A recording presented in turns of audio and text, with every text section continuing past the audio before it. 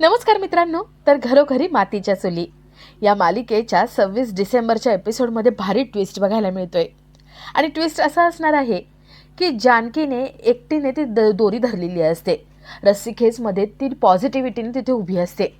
ऋषिकेश, सारंग, सौमित्र खाली पडलेले असतात. जानकी त्या तिघांना आवाज देते आणि त्यांना रस्सी ओढायला लावते. त्या तिघांना आठवतं की जानकीने आपल्याला मोटिवेट केलं होतं, पॉझिटिव्ह राहायला सांगितलं होतं.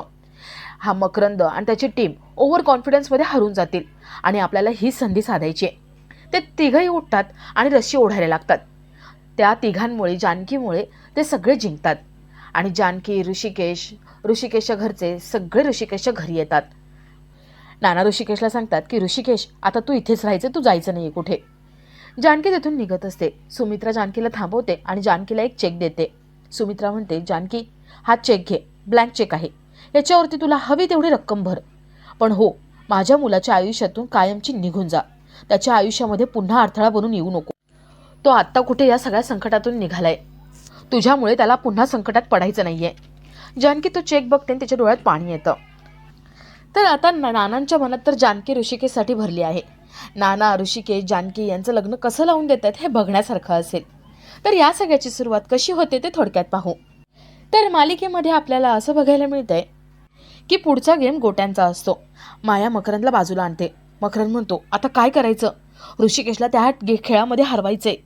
माया त्याला गोट्या दाखवते. माया म्हणते, ही बघ, या गोट्या साखरेच्या पाकामध्ये मी घोळून आणल्या आहेत.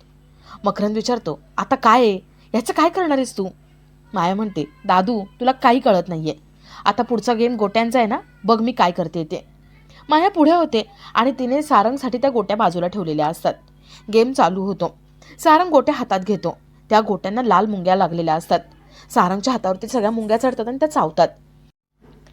सारंग सगळ्या गोट्या खाली फेकून देतो आणि तो जानकीसोबत बाजूला हातावर पाणी टाकायला जातो. ऋषिकेश म्हणतो, नाही, आता आम्हाला जरा दुसऱ्या गोट्या द्या. या गोट्यांना मुंग्या लागल्या होत्या. मकरंद आपले सगळे नियम घेऊन पुढे येतो. मकरंद म्हणतो, नाही, हा नियम आहे. जे तुम्हाला दिले त्याच्यामध्येच तुम्ही खेळायचं.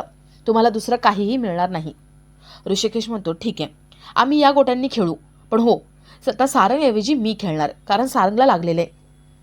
मकरंद आपला पुढचा नियम काढतो. मकरंद म्हणतो, आता तुम्ही ज्याचं नाव दिलंय ना तोच खेळणार, मग काही असू देत. आणि जर तुम्हाला खेळायचं नसेल तर मग तसं सांगा. तुम्ही या खेळातून बाहेर व्हा, हार माना आणि जानकीला माझ्याकडे सोपवा. ऋषिकेश हार मानू शकत नाही. तो सारंगला विचारतो, सारंग खेळणार आहेस तू? सारंग म्हणतो, नाही, मी नाही खेळू शकत. सारंग खेळू शकत नाही म्हणून गोट्यांच्या गेममधून ऋषिकेशची टीम बाद होते आणि गेम पुढे कंटिन्यू होतो. गोट्यांच्या गेममध्ये ऋषिकेशची टीम नसते, पण तरीही ऋषिकेशची टीम पुढच्या राऊंडमध्ये जाते. आता पुढचा राऊंड मकरंद, ऋषिकेश यांच्या टीममध्ये होणार असतो आणि त्यामध्ये लांब उडी मारायची असते. मकरंद पुढे येतो, माईक हातामध्ये घेतो आणि सगळ्यांना सांगतो की पुढचा आता नियम मी बदललाय, जरा ह्याच्यामध्ये ट्विस्ट आणलाय. लांब उडी तर मारायची, पण डोळ्यावरती पट्टी बांधून खेळायचंय. डोळ्यावर पट्टी बांधायची आणि समोर 3 वर्तुळं ठेवलेली आहेत. त्या वर्तुळांमध्ये उडी मारायची. कोणी काहीच बोलू शकत नाही. ते सगळे म्हणतात, ऑर्गनायझर इज ऑलवेज राईट, म्हणून कोणी काही बोलत नाही. सगळे मकरंदचे नियम मान्य करतात. ऋषिकेश उडी मारायला घेतो. तो डोळ्यावरती पट्टी बांधतो आणि उड्या मारतो. पहिल्या वेळेस उडी मारतो आणि त्याचे पाय काचेमध्ये जातात. त्याच्या पायात काचा घुसलेल्या असतात. रक्तबंबाळ दोन्ही पाय झालेले असतात. जानकी म्हणते, पायात काचा घुसल्यात, हा खेळ थांबवा. ऑर्गनायझर बाकीचे म्हणतात, नाही, हा खेळ थांबणार नाही. मैदानी खेळ आहे, थोडंफार लागणारच, लागू द्यात किती लागायचं तेवढं. ऑर्गनायझर्सला, बाकीच्या कोणालाही जानकी ऋषिकेशच्या टीमला लागलेलं आहे हे दिसत नाही. फक्त याच टीमला लागते, बाकी कुणालाच लागत नाही हे कुणालाच दिसत नाही. खेळ हे पुढे चालूच राहतात. ऋषिकेश रक्तबंबाळ झालेल्या पायांनी उड्या मारतो आणि तो फायनलमध्ये पोहोचतो. ऋषिकेशच्या पायाला खूप लागलेलं असतं. सारंग, सौमित्र, जानकी ते बघायला येतात. जानकी तर शॉकमध्ये असते. एवढं ऋषिकेशला लागलंय तरी तो आपल्यासाठी एवढी मेहनत करतोय. आपल्याला वाचवण्यासाठी तो फायनलपर्यंत गेलाय. जानकीच्या डोळ्यात ऋषिकेशसाठी पाणी आलेलं असतं. ऋषिकेश म्हणतो, जानकी, बघतेस ना, आपण फायनलला पोहोचलोय. आता आपली हार नाहीये, आता आपण जिंकणारच. मकरंद तिथे येतो. मकरंद जानकी, ऋषिकेश यांच्या टीमला खिजवतो.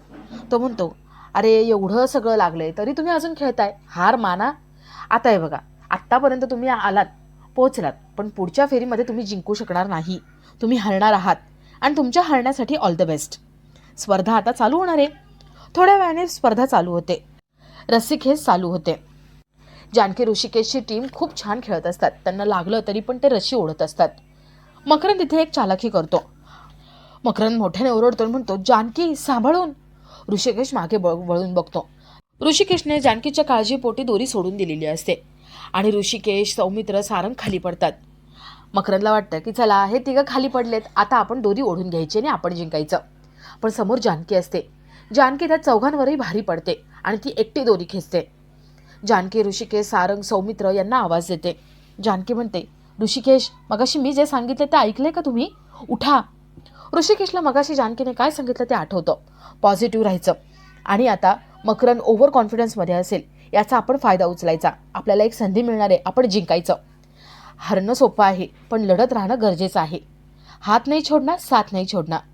जानकी त्या तिघांना पण मोटिवेट करते आणि ते तिघांना मग जानकीचं बोलणं आठवतं. ते तिघं उठून बसतात आणि आपला आजचा हा भाग इथेच संपतो.